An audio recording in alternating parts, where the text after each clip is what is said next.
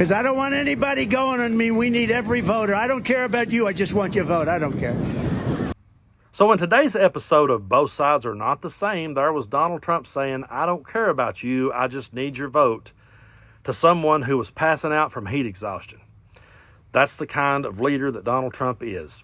He said it right out loud, and there was people behind him laughing out loud and chuckling about that. They thought it was funny. They don't even care about themselves.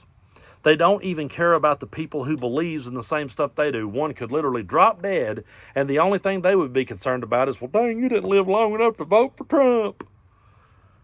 But we have Tim Walz, who Vice President Kamala Harris selected as her running mate. He found himself in the same situation. He found someone who was in desperate need of water. And here's how he reacted. Freedom is when can we get somebody to help? Somebody's hot. Somebody's hot. Can we get somebody to help? You okay? Drink some water, folks. It is hot out. Get somebody else.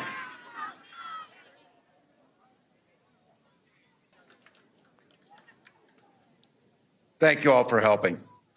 Grateful. Thank you.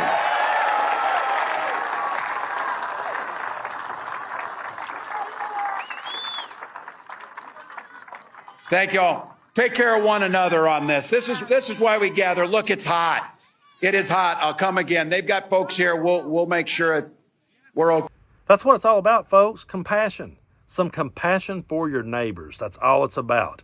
And this isn't the only time that this has happened to Tim Walz, because we're in the middle of summer and they're out there giving these speeches and people are gathering outdoors. It's going to get hot. People are going to get dehydrated. And here again is Tim Walz going out of his way to make sure everyone is okay. Take a look. Between us in the upper Midwest, we share. Oh, we need some water. We have somebody down. We need some water. Medic. We need a medic right here. You got somebody here? Got him? All right, we got a medic on the way. Thank you for caring for your neighbors. Thank you for showing what Michigan does. Look, we share a lot of things. That's one of them. We're neighbors and we're not weird, that's for sure. But I got to tell you, something else we share is a care for the incredible natural resources. We in the upper Midwest, in our states, we care for 20% of the world's fresh water in those Great Lakes. That's how you're supposed to handle a situation like that. But when it was Donald Trump, he was more concerned that the media was talking about the person that passed out, and that the people around was asking more about the person that passed out than they were him. He had to make it about himself. Do you guys remember this? Now, by the way, it's 110, but it doesn't feel it to me, right? So we'll stay out here for a little while. If anybody gets tired, you'll let me know. And if anybody goes down, if you start going down, we have people, they'll pick you up right away. They'll throw water. You know, they were so worried. Everybody was so worried yesterday about you. And they never mentioned me. I'm up here sweating like a dog. Secret Service said, we have to make sure everyone's safe. I said, what about me? We never thought of that. They don't think about me. I'm working my ass off. I'm working hard. And if that's not bad enough, another time it happened, and what did he do? He got out water and drank it right in front of their face. No, I'm not making this up. Water.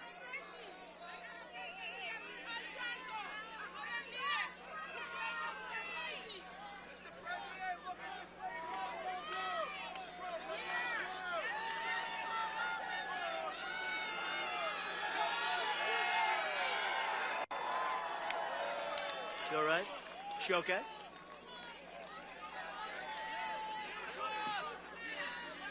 So the next time someone says both sides are the same, man, there's another classic case point of how that is not true. Tim Walz is a man who served his country for 24 years. They're trying to find a way to demonize him for that. He's a guy who worked in public education. He's a person who coached kids. He's a person who served in Congress. He's a person who served as governor. He has got so much good done, and he stood up for everyone. He stood up for people that doesn't look like him and doesn't sound like him, doesn't love like him, or doesn't necessarily believe like him. He stood up for them anyway. He stood up for their children. He didn't ask them, which one of you parents is a liberal or conservative. He didn't do that. He went to bat for all children because he's a good man. He's a decent man. And when somebody's out watching him speak in the middle of the heat and they begin to have a heat stroke or need water, he takes time out of his day to stop and make sure they're okay, and doesn't sit there and find a way to make it all about himself. Doesn't sit there and find a way to say, why weren't you guys talking about me? I'm the one up here working my ass off. If Donald Trump calls that working his ass off, really, he ought to be ashamed of himself. And you know who should be more ashamed? The people that actually do work their ass off for a living and gets up there and votes for that guy, thinking that standing out there in the heat and bullshitting people is working hard.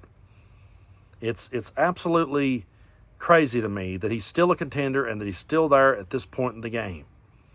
But folks, I really feel like that when you have the both sides of the same argument, I don't think they are for a second, but because I think on our side of the aisle, there is love, there is compassion, there's helping your neighbor, there's lifting people up. It's not about demonizing different groups of people.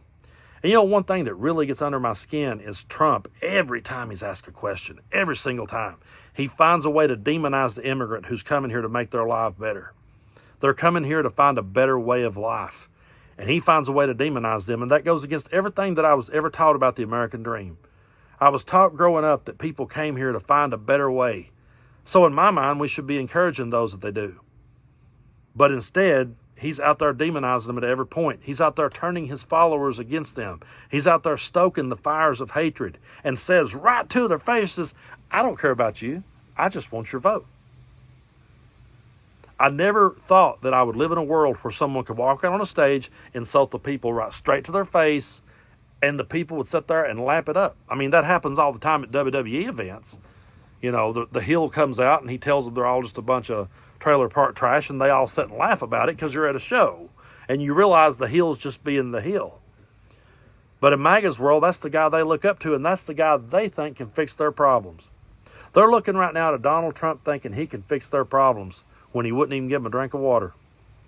And meanwhile, they're finding a way to vilify a veteran. They're trying to find a way to vilify a teacher. They're trying to find a way to vilify just a common man from the Midwest.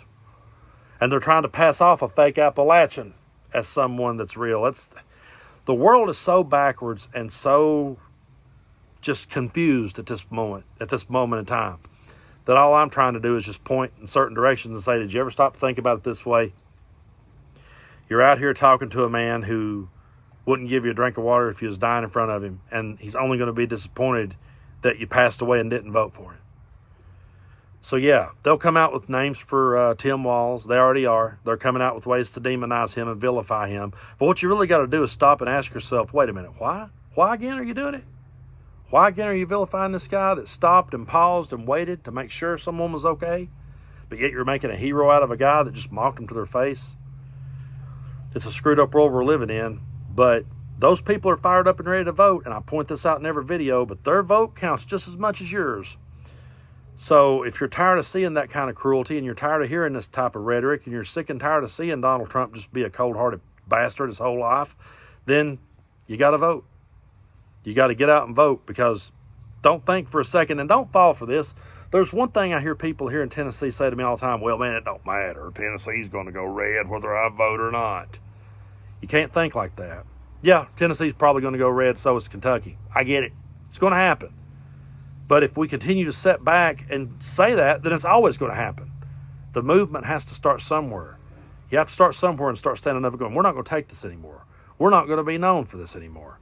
If you want to know the truth as to why I sat down in this chair and started making videos, is because I got sick and tired of Tennessee being painted with the Bill Lee, Tim Burchett brush. I got sick and tired of people like Marsha Blackburn speaking for me, and I didn't want people in other parts of the world to look down here and think that we were all that stupid and cringe. So I started speaking up, and now on a daily basis, I have people from all over the country reaching out, talking to me, saying, you know what, I'm glad I stumbled across your videos, because I was kind of judging you at first. I thought you were just another dumb hillbilly, but you're a guy, if I stop in Tennessee, I'd like to have a beer with. Well, you know what?